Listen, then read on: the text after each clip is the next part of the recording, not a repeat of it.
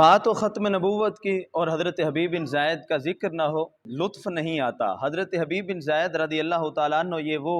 عظیم صحابی رسول ہیں جنہوں نے ختم نبوت کی خاطر سب سے پہلے اپنی جان کا نذرانہ پیش کیا۔